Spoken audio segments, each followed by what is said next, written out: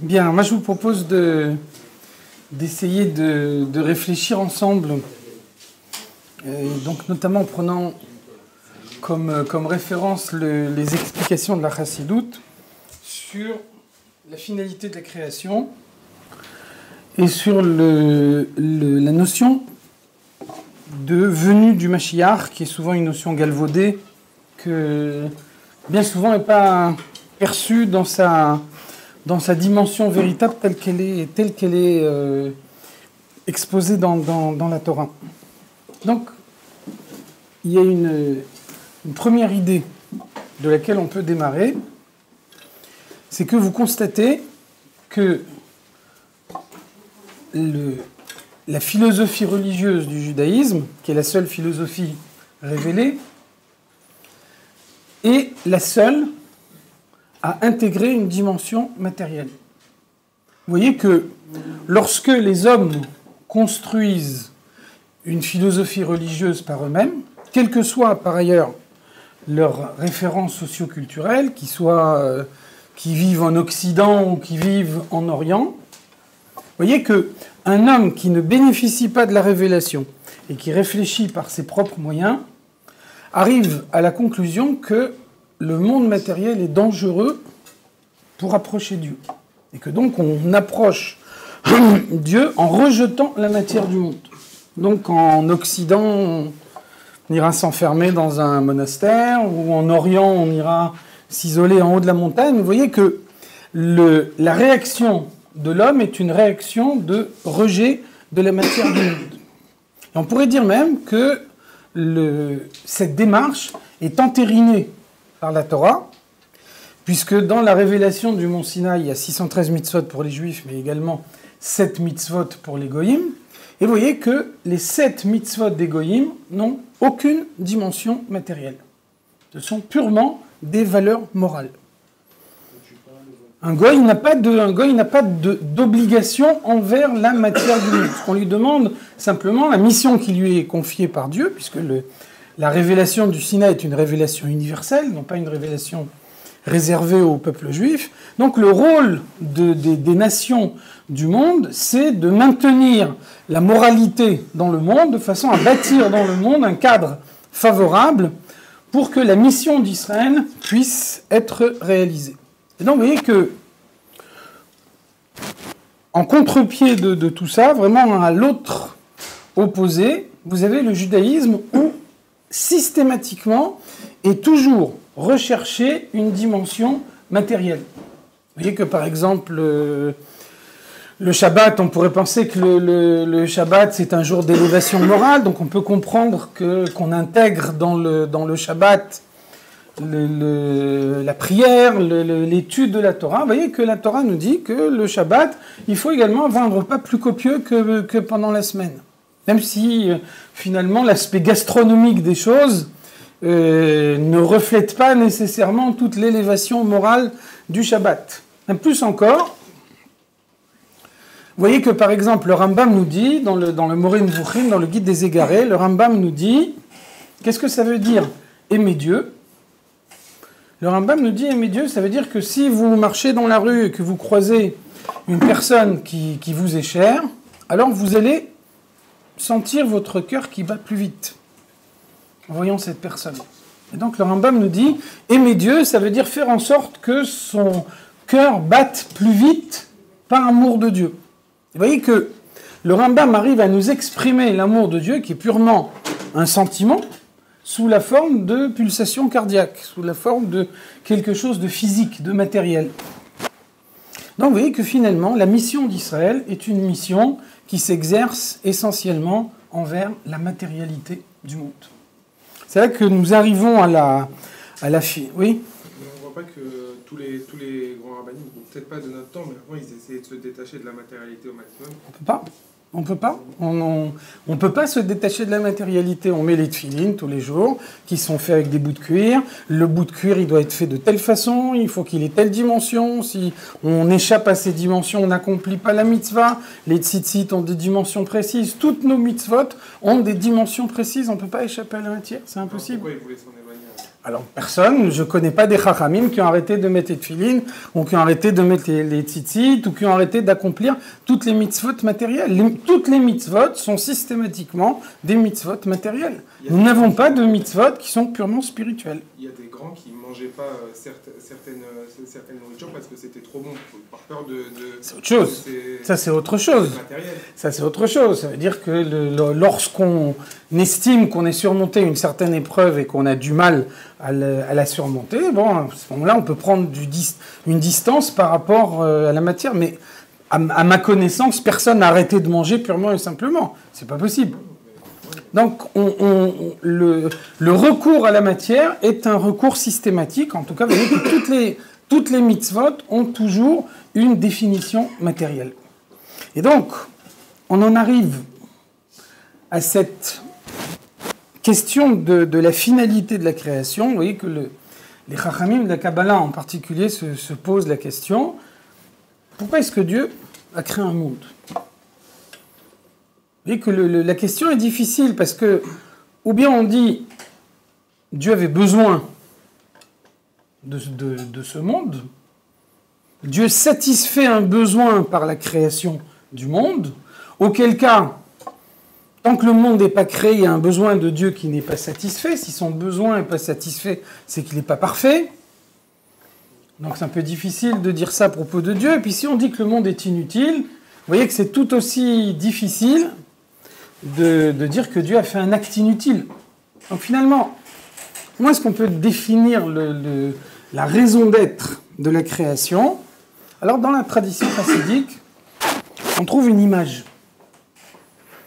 Une image qui nous permet de répondre à cette question. La tradition chassidique nous dit, imaginez un maître qui dispense son enseignement à ses disciples les plus proches, à ceux qui le connaissent bien, à ceux qui ont suivi son enseignement depuis de nombreuses années. Et vous allez constater qu'il emploie toute une série de termes techniques qu'il a définis les fois précédentes, donc qu'il n'est pas obligé de redéfinir encore une fois. Il y a des notions qu'il a expliquées au préalable qu'il peut considérer comme acquises. Et donc, vous voyez que ses disciples, ceux qui le suivent depuis de nombreuses années, seront en mesure de percevoir toute la profondeur de son enseignement, tout son apport, alors que par contre, pour quelqu'un qui reçoit son enseignement pour la première fois, son message va être totalement ésotérique. Vous voyez que si, par exemple, ce maître, lorsqu'il dispense son enseignement, utilise uniquement des termes simples, s'il considère qu'aucune notion n'est acquise et que chaque fois qu'il fait appel à une certaine notion, il la réexplique. Vous voyez que son message n'est pas transformé, l'enseignement qu'il délivre est le même, et pourtant, il y a une différence fondamentale, c'est que ceux qui ne sont pas proches de lui, ceux qui n'ont pas été ses disciples pendant toutes ces années, peuvent également percevoir la profondeur de son enseignement. Alors ça, c'est ce qui nous permet de comprendre pourquoi Dieu crée le monde. Avant la création du monde, l'existence est une existence spirituelle. L'existence spirituelle n'est pas un voile de la divinité. La présence de Dieu au sein d'une existence spirituelle est une évidence. Le but de la création du monde, c'est de créer un monde matériel, conçu pour voiler la présence de Dieu, et de faire en sorte que Dieu puisse se dévoiler, même dans un monde qui est conçu pour le voiler. C'est pour ça que depuis le début de la création, on voit que le monde s'appelle Olam, et donc Olam, c'est de la même étymologie que Elem, qui veut dire le voile. Le monde est a priori conçu comme étant un voile de la divinité. Lorsque Moshe Rabbeinu rencontre Dieu devant le buisson ardent, il lui dit, si on me demande en Égypte comment tu t'appelles, qu'est-ce que je devrais répondre? Dieu lui répond Ze Shmi Leolam. Voilà mon nom pour l'éternité. Vous voyez que le mot Leolam dans la Torah est écrit sans vav. Donc on peut le lire Ze Shmi Leelem. Mon nom, voici mon nom qui est conçu pour être voilé. Le but de la création, c'est de faire en sorte que Dieu se voile dans le monde, qu'un homme, par son libre arbitre, par son libre choix, par sa libre décision, décide de s'approcher de Dieu. Et donc, de cette façon-là, bien que on n'apporte rien de plus à Dieu, on n'a rien à apporter à Dieu, Dieu est parfait avant même la création, néanmoins, de la même façon que sans que l'enseignement du maître soit modifié lorsqu'il y a un plus grand nombre de personnes qui peuvent bénéficier de son enseignement, finalement, le rayonnement du maître est beaucoup plus grand que quand il enseigne uniquement à ses disciples. Lorsque Dieu crée un monde matériel qui est conçu pour le voiler, et que les hommes utilisent ce voile pour découvrir Dieu, pour s'attacher à Dieu, alors de cette façon-là, sans qu'on n'apporte rien à Dieu, la perfection de Dieu est mise beaucoup plus clairement en évidence dans le monde. Donc voilà le but de la création, et donc c'est la raison pour laquelle nos mitzvot sont toutes des mitzvot matérielles, ayant systématiquement recours aux objets matériels, parce que chaque fois qu'on utilise un objet matériel, chaque fois qu'un objet matériel est consacré au service de Dieu, eh bien cet objet matériel devient un instrument objectif de son service. Prenez un exemple très simple. Quand on sort le Sefer Torah dans la synagogue, tout le monde l'embrasse. Et finalement, un Sefer Torah, c'est quoi? C'est de l'encre et c'est pas du papier, c'est une peau de vache. Et donc, vous voyez bien que vous imagineriez pas en train d'embrasser la vache dans le pré, alors que ça vous paraît tout à fait évident d'embrasser le Sefer Torah. Qu'est-ce que ça veut dire? Ça veut dire que la parole de Dieu qui se trouve dans le Sefer Torah est une telle évidence qu'elle l'emporte sur l'aspect matériel des choses. Vous avez pris un objet matériel et dans cet objet matériel, vous avez mis en évidence le spirituel à tel point que le spirituel l'emporte sur le matériel. Le spirituel vous fait oublier le matériel. Eh bien, imaginez que le monde entier est un Sefer Torah. Que chaque objet matériel peut trouver sa place dans le service de Dieu. Ça, c'est la mission qui a été spécifiquement confiée au peuple juif. Je vous disais tout à l'heure que la Torah entérine le fait que les nations du monde ne modifient pas la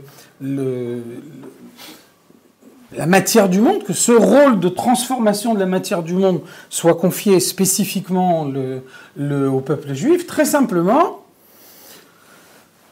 quelqu'un qui est malade prend un médicament, le médicament peut le guérir. Pour que le médicament le guérisse, il faut connaître la posologie exacte. Si vous ne connaissez pas la posologie, si vous vous trompez, si vous prenez le médicament dans des proportions qui ne correspondent pas au traitement nécessaire, alors le médicament qui peut guérir, il peut également faire beaucoup de mal.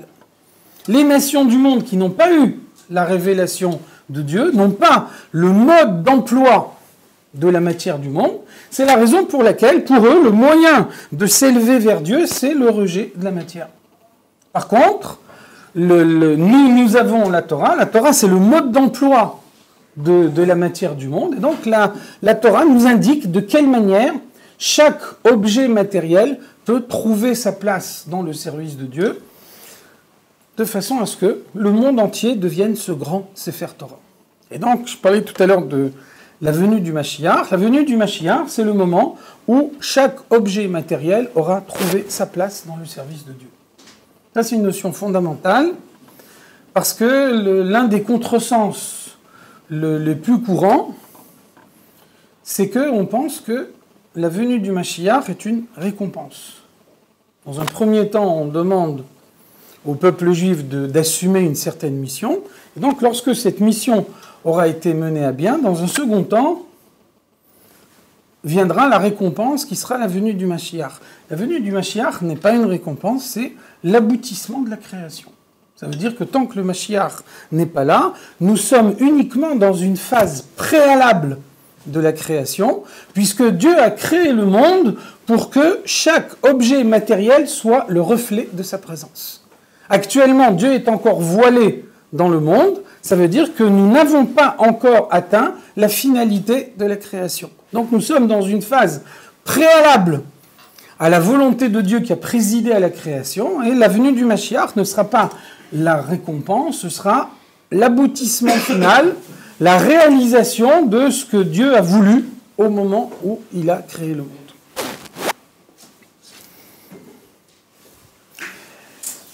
Comme ça qu'on peut comprendre que, par exemple,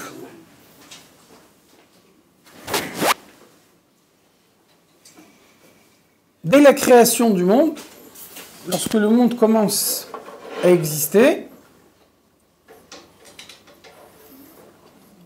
on nous raconte l'épisode d'Adam Arishon. Adam Arishon, le premier homme, commet une faute. La faute d'Adam Arishon a pour effet de mélanger le bien et le mal dans le monde, de façon à donner la possibilité à l'homme, par son action, de séparer le bien et le mal au sein de la matière du monde pour faire que le monde matériel soit le réceptacle de la divinité. Vous voyez que par exemple, avant la faute d'Adam Arishon, la Torah nous dit « Vayiyu shnehem arumim velo yidbo shashu » Tous les deux, Adam et Chava, étaient nus et ils n'en avaient pas honte. Ça veut dire qu'au moment de la création, le bien et le mal étaient hermétiquement séparés dans le monde. Et donc à ce moment-là, la nudité n'avait pas une connotation négative. La nudité n'apportait pas, ne faisait pas nécessairement venir une mauvaise pensée. Ensuite, lorsque Adam Arishon commet la faute, la première conséquence de la faute, c'est ils vont s'habiller. Qu'est-ce que ça veut dire qu'ils vont s'habiller? Ça veut dire que dès l'instant où le bien et le mal sont mélangés dans le monde, alors il est impossible de penser à la nudité et de ne pas avoir une mauvaise pensée. Et c'est comme ça aussi qu'on peut comprendre que la Torah nous dit ensuite que Adam Arishon a été chassé du Gan Eden. Pen yishlach yado be'etz achayim vechai leolam. De peur que, comme il a mangé le fruit de l'arbre de la connaissance, il pourra manger également le fruit de l'arbre de la vie, et à ce moment-là, il aura la vie éternelle. Qu'est-ce qu'il y a de dramatique s'il a la vie éternelle? Vous voyez l'explication. On vient de mélanger le bien et le mal dans le monde. Si, à ce moment-là, Adam Arishon mange le fruit de l'arbre de la vie, le mélange du bien et du mal dans le monde devient un mélange définitif. Si Adam Arishon avait mangé le fruit du Etz HaChaim, le bien aurait été définitif, mais le mal l'aurait été également. Et donc, c'est pour ça que Adam Arishon est renvoyé du Gan Eden. La mort est introduite dans le monde, la mort qui n'existait pas dans le schéma de la création préalable, de façon à introduire dans le monde cette phase de tikkun, cette phase de transformation du monde, dans laquelle on sépare le bien et le mal, de façon à ce que le matériel puisse être uniquement bien. Et à ce moment-là, lorsque le bien règne dans le monde, lorsque chaque objet matériel appartient au domaine du bien, alors à ce moment-là, le monde est prêt pour la venue du Mashiach. En fait, le Mashiach, c'est ce qui va révéler, ce qui va faire que la création d'Hachem sera devenue parfaite. Absolument. Qu'elle sera réalisée. Qu'elle sera voilà, finalisée. Elle sera finalisée, absolument. Le schéma de la création, le plan de Dieu dans la création sera pleinement réalisé dans le monde au moment de la venue du Mashiach. La venue du Mashiach, c'est le moment où l'objet matériel ne voilera plus la présence de Dieu. Vous regarderez la chaise et vous verrez que l'existence véritable de cette chaise, c'est la parole de Dieu qui l'anime. C'est peut-être quelque chose plus facile à comprendre à notre époque à nous. On a maintenant des microscopes électroniques qui nous montrent que la réalité n'est pas celle qu'on voit avec nos yeux. On a l'impression que la matière est statique. Si on les regarde avec un microscope électronique, on s'aperçoit qu'en réalité, la matière sont des particules qui sont en mouvement permanent. Donc si on pouvait imaginer un microscope électronique encore puissant, encore plus puissant, en regardant la matière du monde, on verrait la parole de Dieu. Alors c'est ça la venue du Mashiach. La venue du Mashiach, c'est le moment où le monde matériel aura été suffisamment raffiné pour que, en observant la matière du monde, on voit la parole de Dieu. Alors comment est-ce qu'on aboutit à ce résultat ? On peut prendre une référence simple, on peut prendre comme référence l'homme. L'homme, il est appelé dans la Torah Olam Katan, petit monde, un microcosme. Ça veut dire que ce qui existe en l'homme existe aussi dans le monde entier. Il y a un verset, Yov, qui nous dit « Mi psari achaze eloka ». En observant ma chair, en observant le fonctionnement de mon corps, je peux percevoir Dieu. Un homme est créé à l'image de Dieu, et donc en observant le fonctionnement de son corps, le fonctionnement de sa personnalité, il peut remonter vers la matrice de son existence, c'est-à-dire vers Dieu lui-même. On voit que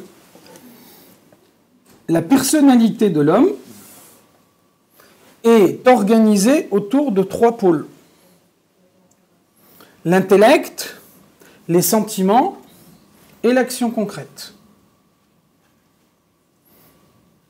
La première phase de la personnalité de l'homme, c'est l'intellect. Un homme ne peut réellement adopter que ce qu'il comprend parfaitement. Quand on n'a pas réellement compris quelque chose, on ne peut pas s'investir dans ce qu'on n'a pas compris avec autant d'intensité que dans ce qu'on a compris. On dit tous les matins dans la prière, Umota ha'adam mina behema ayin ki akol havel. La supériorité de l'homme par rapport à l'animal ayin, elle est inexistante. Ki akol havel, parce que tout est insignifiant. Ayin, ça veut dire inexistant. Et puis ayin, ça veut dire aussi la force de la soumission. La supériorité de l'homme par rapport à l'animal, c'est par la force de son intellect, de pouvoir comprendre qu'il s'est trompé et de pouvoir modifier son comportement à l'avenir. Un animal, il a des pulsions, il a des instincts, il va les suivre tout au long de sa vie. Un animal n'est pas capable de modifier ses instincts. Quelle différence vous faites entre intellect et sentiment ? Je vais y arriver. Un animal a des instincts, ça veut dire que, par exemple, la Gemara nous dit le corbeau est cruel et l'aigle est miséricordieux. La Gemara nous dit quand un corbeau s'envole, il prend ses petits dans ses pattes. Et il se dit si les hommes m'envoient des flèches, c'est mes petits qui prennent, c'est pas moi. Par contre, un aigle, quand il vole, il met ses petits au-dessus de son dos et il dit si les hommes m'envoient des flèches, alors c'est moi qui prends, pas mes enfants.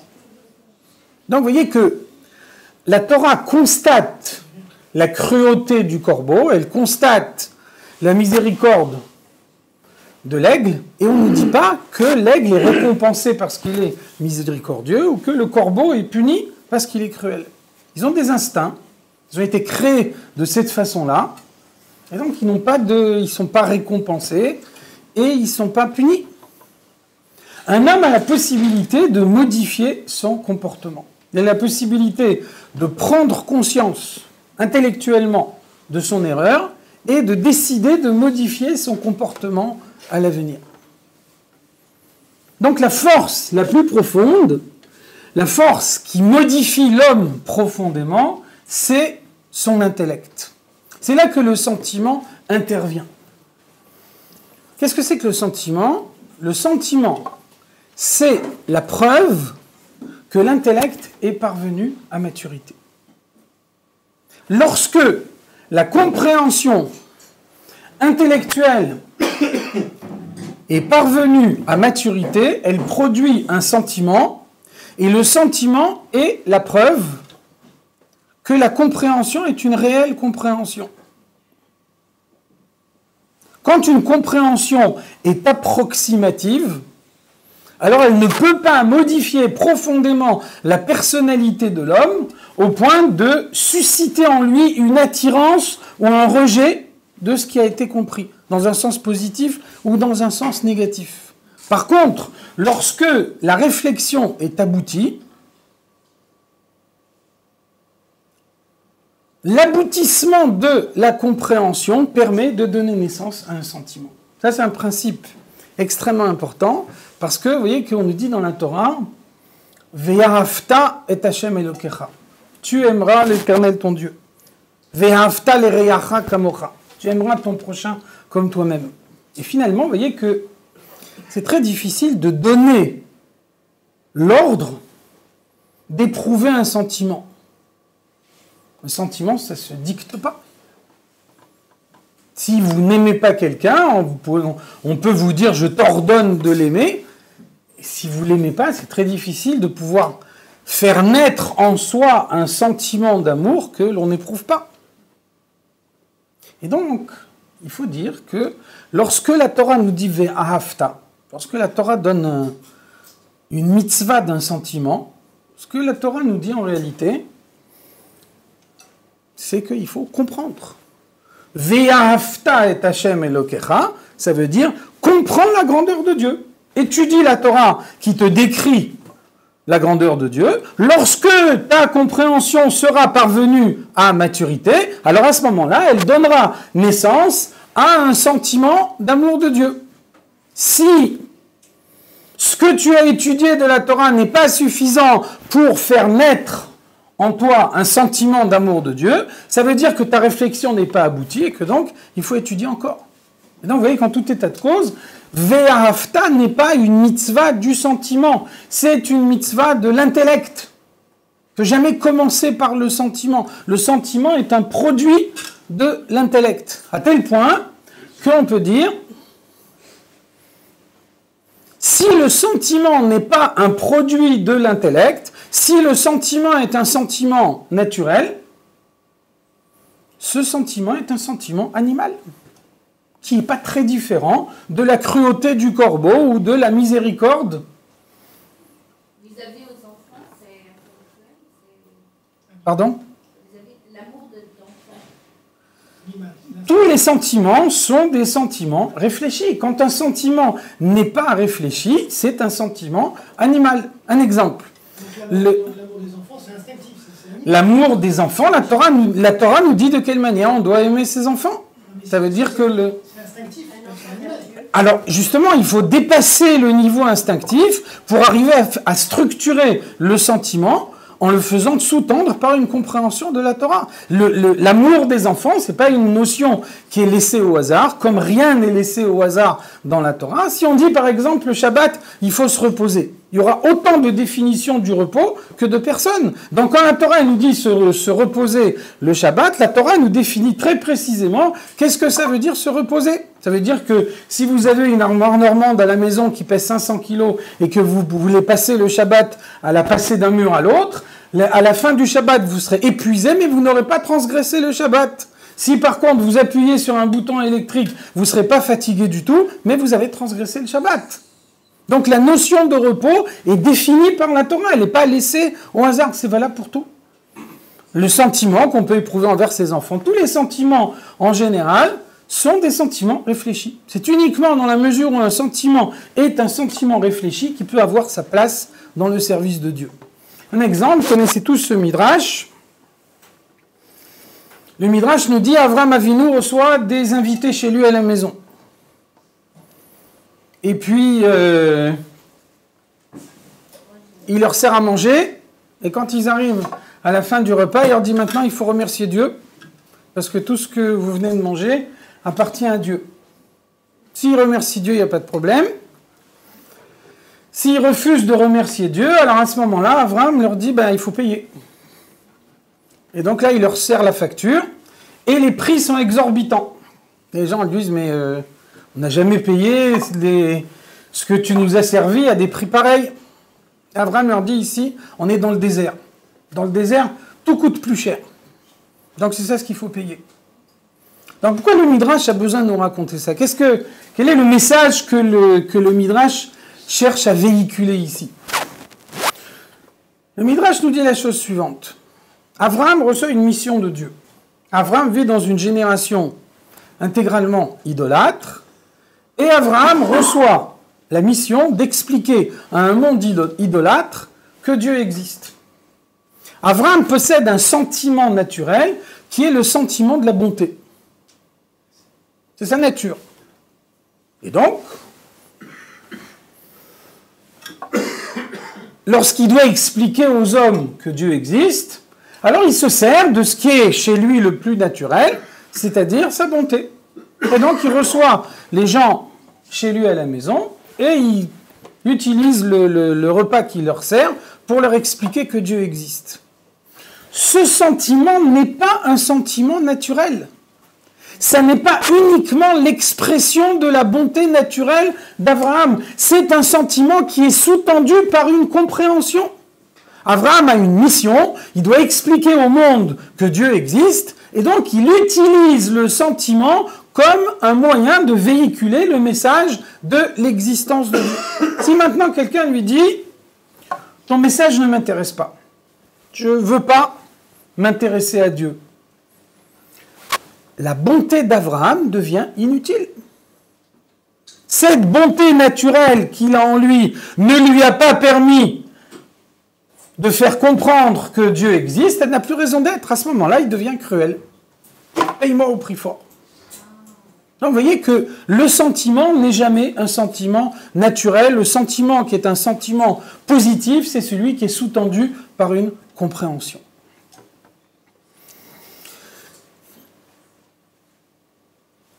Lorsqu'un homme comprend, lorsque sa compréhension est suffisamment profonde pour donner naissance à ses sentiments, alors à ce moment-là, la compréhension et les sentiments conduisent à l'action concrète. Lorsqu'on a bien compris, lorsqu'on ressent ce qu'on a compris, alors après, on agit concrètement.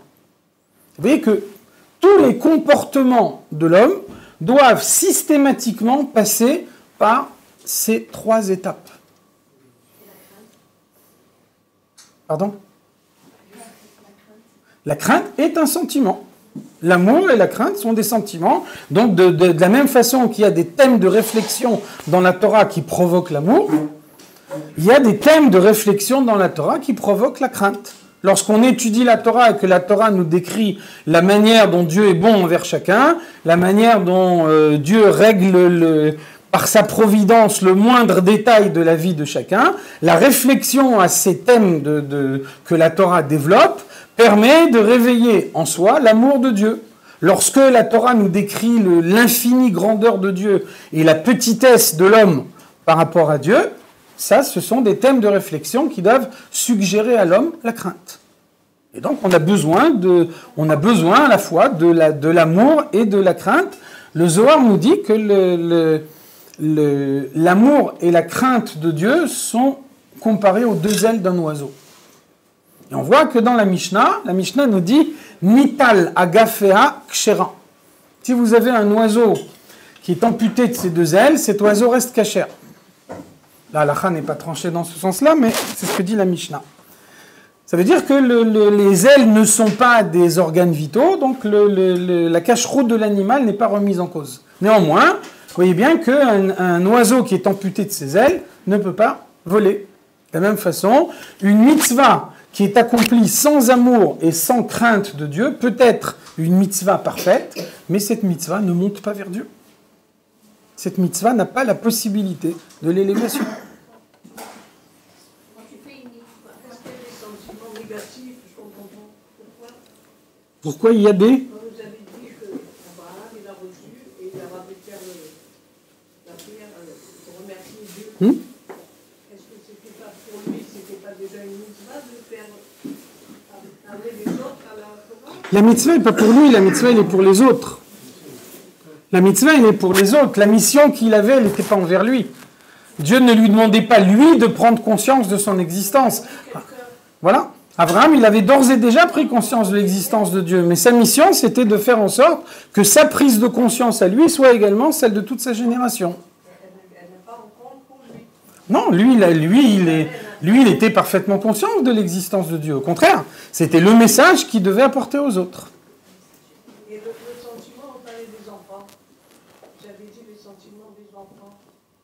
Est-ce qu'il y a des enfants rebelles? Comment on peut...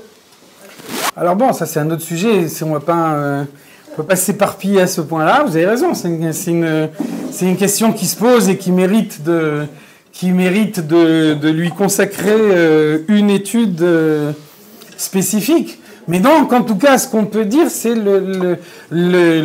au contraire, moi je crois que quand on parle du sentiment envers les enfants et de l'éducation envers les enfants, vous voyez bien que dans ce domaine-là, encore plus que dans les autres domaines, on comprend qu'on a besoin d'un cadre de réflexion qui sous-tend tout ça. Quelqu'un qui éduque ses enfants d'une manière trop intuitive, en n'ayant pas le référentiel de la Torah dans l'éducation, vous voyez bien malheureusement dans la pratique que des fois en étant animé de la meilleure intention du monde, on peut parfois faire des catastrophes dans l'éducation de ses enfants. Donc je veux dire, on voit bien dans ce domaine-là, peut-être même encore plus clairement que dans d'autres, qu'on a besoin que le sentiment qu'on ait en soi soit sous-tendu par la compréhension de la Torah. Donc, vous voyez bien que dans la personnalité de l'homme, on retrouve à chaque fois ces trois étapes: compréhension, sentiment, action concrète. L'action concrète est positive dans la mesure où elle résulte de la compréhension et du sentiment. Pour compléter simplement, sans rentrer dans les détails, je disais que la base de la personnalité de l'homme, c'est sa compréhension. Il se trouve qu'on ne peut pas tout comprendre. L'intellect de l'homme est limité, même l'homme le plus génial du monde a un intellect limité. Donc, il y a un moment où la compréhension s'arrête.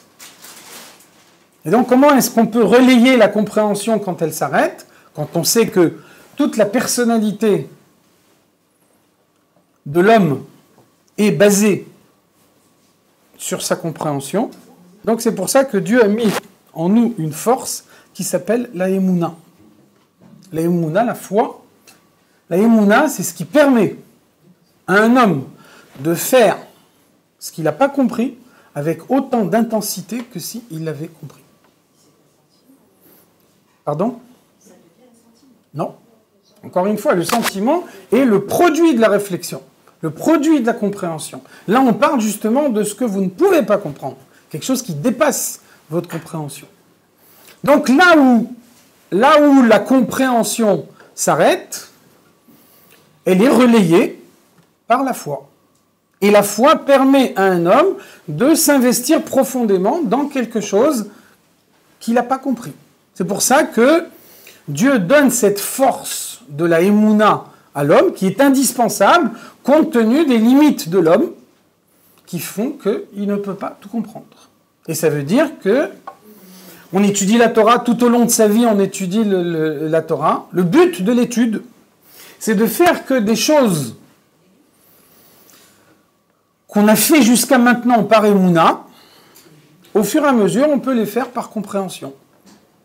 Ça veut dire que le but de la vie, c'est d'étudier la Torah de façon à repousser les limites de la Emouna le plus loin possible, en sachant qu'on ne repoussera jamais complètement la Emouna, Parce qu'on ne parviendra jamais à tout comprendre. Prenez un exemple simple. Prenez un petit enfant et vous lui dites si tu traverses au feu vert, je te donne 2 claques. Ça veut dire que l'enfant, dans un premier temps, il ne fait pas nécessairement une relation entre la couleur du feu et la circulation des voitures. Et donc sa motivation essentielle qui fait qu'il ne traversera pas au feu vert, c'est la peur de la claque. Et puis après, un peu plus tard, il va comprendre que finalement, la couleur du feu, elle conditionne également le mouvement des voitures. Donc vous voyez que son comportement n'est pas modifié. Dans un cas comme dans l'autre, il ne traverse pas au feu vert. Mais dans un premier temps, il ne comprend pas pourquoi il le fait. Il le fait juste par crainte. Et puis après, il acquiert la compréhension et là, il le fait selon une démarche raisonnée. Finalement, on peut dire que toute notre vie est comme ça. Toute notre vie fonctionne selon le même schéma. Un enfant qui n'a pas encore compris, qui n'a pas encore étudié, un enfant accepte tout ce que ses parents lui transmettent sous forme de émouna, et puis ensuite, le plus tôt possible, cet enfant commence à étudier la Torah. Au fur et à mesure de ses progrès dans son étude, il va arriver à comprendre des choses, et donc à repousser les limites de sa émouna. Un enfant pose des questions. À partir de ce moment-là, ça prend moins.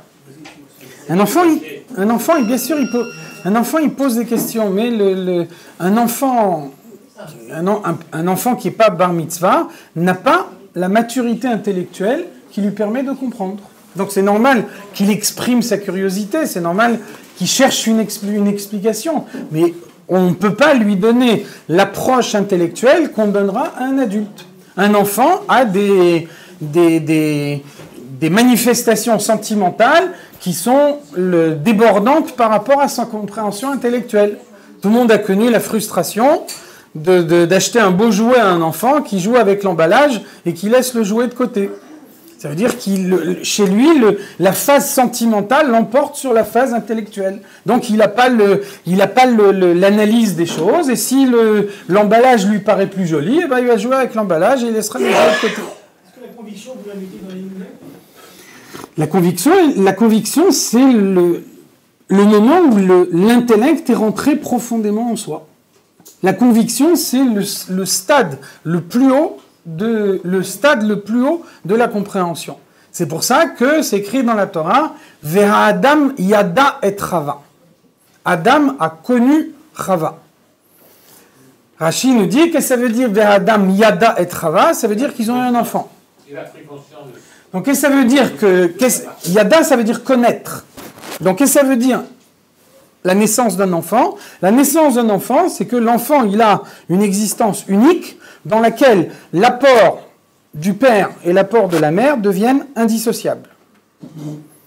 La conviction, ça veut dire introduire l'idée profondément en soi au point de faire corps avec cette idée, de devenir indissociable de cette idée. Donc ça, c'est le sommet de la compréhension. Ça, c'est le moment où la compréhension est la plus parfaite. Donc je disais tout à l'heure, l'homme est un petit monde. Ça veut dire que ces 3 étapes qu'on trouve dans la personnalité de l'homme, compréhension, sentiment, action concrète, on les trouve également dans l'existence du monde. Dans un premier temps, le monde a connu la phase de la compréhension. Et donc, à l'époque de la Mishnah, à l'époque de la Gemara, l'activité essentielle des Chachamim était d'étudier la Torah. Étudier la Torah, ça veut dire faire descendre dans le monde la compréhension. Permettre que la sagesse de Dieu soit connue dans le monde.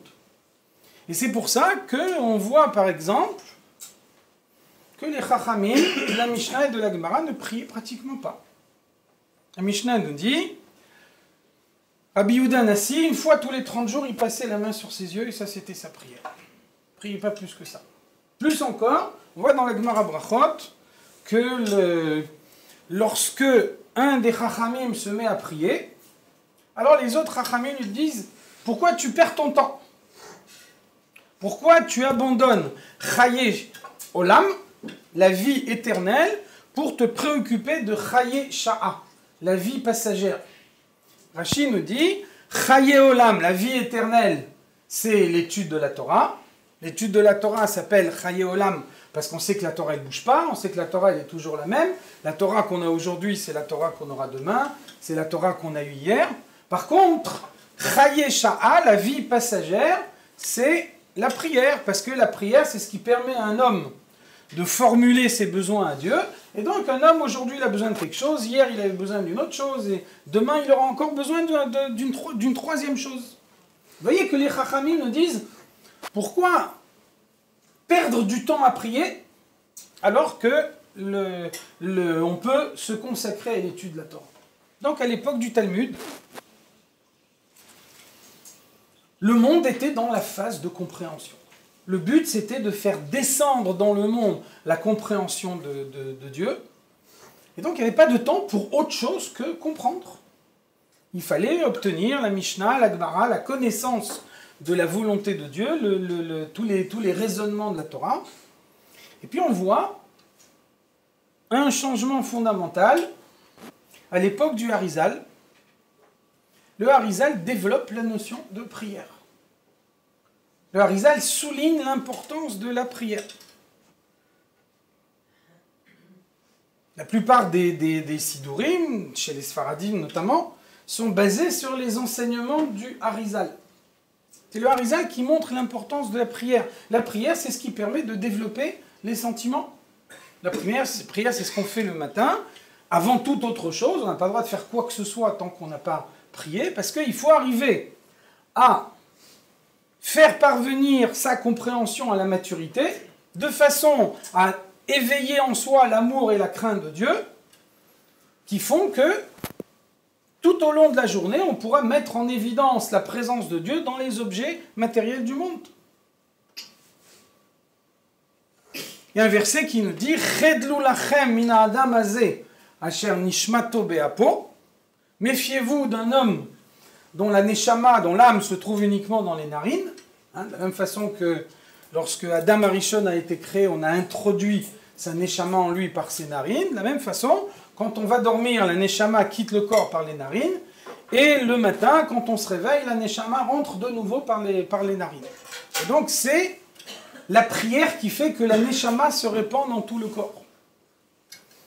Tant qu'on n'a pas prié, la neshama n'est pas dans tout le corps, donc on n'est pas soumis à Dieu, on n'a pas la possibilité de faire en sorte que les objets matériels du monde soient le reflet de la présence de Dieu. Donc le Harizal souligne l'importance de la prière, la nécessité de prier, et donc, vous voyez que cette prière qui était reléguée au second rang à l'époque des Chachamim, de la Mishnah et de la Gemara, tout d'un coup, elle acquiert un rôle prépondérant. On a besoin, le monde a dévoilé la compréhension a été pleinement dévoilée, on a besoin de dévoiler dans le monde également la phase sentimentale. Les sentiments qui montrent que cette compréhension est parvenue à maturité. Et donc à notre époque, à nous, l'intellect est réduit, les sentiments sont réduits, on ne peut pas comparer nos moyens intellectuels ou nos capacités sentimentales à celles de nos ancêtres. Ça veut dire qu'à notre époque, à nous, c'est la valeur de l'action concrète qui est soulignée beaucoup plus clairement qu'à d'autres époques. Vous voyez que c'est la phase finale, c'est le moment final du dévoilement de la présence de Dieu dans le monde. C'est la possibilité qu'on peut avoir d'utiliser tous les objets matériels du monde pour le service de Dieu. Et donc ça veut dire que le moment de la venue du Mashiach sera le moment où définitivement les objets matériels seront le reflet de la présence de Dieu dans le monde. Chaque fois que la possibilité nous est donnée d'utiliser un objet matériel pour le service de Dieu, ça veut dire que cet objet matériel se fait le reflet de la présence de Dieu dans le monde. Un exemple très simple. Chacun de vous a un portable dans la poche. Ça veut dire que avant, les Juifs vivaient dans un ghetto, dans un méla, dans un endroit où le Rav habitait juste en face. Donc un Juif qui avait une question, qui ne savait pas ce qu'il devait faire, il avait la possibilité de traverser la rue et d'aller interroger le Rav immédiatement. À ce moment-là, le téléphone n'existait pas parce qu'on n'en avait pas l'utilité. À une époque où les Juifs peuvent habiter dans un endroit où il n'y a pas un Rav à proximité, on a besoin de savoir quelle est la halakha et comment on doit se comporter. Alors à ce moment-là, Dieu introduit dans le monde un téléphone de façon à ce qu'on puisse contacter le Rav, même si on n'est pas physiquement à côté de lui. Et ça veut dire que toutes les autres utilisations du téléphone portable sont uniquement données dans le monde pour respecter le libre arbitre. Le téléphone est un instrument du service de Dieu. Et donc, de cette façon-là, on peut faire en sorte que chaque objet matériel du monde trouve sa place dans le service de Dieu, de la manière qui est définie par la Torah. Donc, même si l'impact de nos actions, quand on utilise les objets matériels pour le service de Dieu, on ne voit pas immédiatement la transformation de la matière qui en résulte, on ne voit pas comment l'objet matériel perd sa matérialité et devient le reflet du spirituel. Néanmoins, c'est une déficience dans notre vision. Et ce n'est pas une déficience dans ce qui se passe concrètement dans le monde. Ça veut dire que d'une seconde à l'autre, le Mashiach viendra et à ce moment-là, on verra comment le monde aura été entièrement transformé. On verra comment chaque objet matériel est réellement l'empreinte de la présence de Dieu dans le monde. Et c'est là qu'on aboutira à la finalité de la création. C'est la raison pour laquelle Dieu a créé le monde. Dieu crée un monde matériel pour que tout ce qui existe dans le monde matériel soit le reflet de sa présence. Donc chaque mitzvah qu'on peut accomplir en plus, chaque moment qu'on peut consacrer à l'étude de la Torah, chaque objet matériel qui peut être utilisé pour la mitzvah, c'est un moyen de plus de faire en sorte que la présence de Dieu soit clairement affirmée dans le monde entier. C'est de cette façon-là que très bientôt, si Dieu veut, le Mashiach viendra, peut-être même aujourd'hui. À ce moment-là, je suis sûr que vous n'aurez pas d'objection à continuer le Yom HaLimud à Yerushalayim. Merci beaucoup, Rav Haïm. Baruch Hashem, je suis sûr que tout le monde a pu profiter bien plus que moi. Moi, j'ai été retenu. Merci beaucoup d'avoir accepté déjà de participer. C'était spontanément et avec beaucoup de sourires comme d'habitude. Merci beaucoup. Et Baruch Hashem, que nous puissions toujours se retrouver pour du Limud Torah tous ensemble. Avec plaisir, merci beaucoup.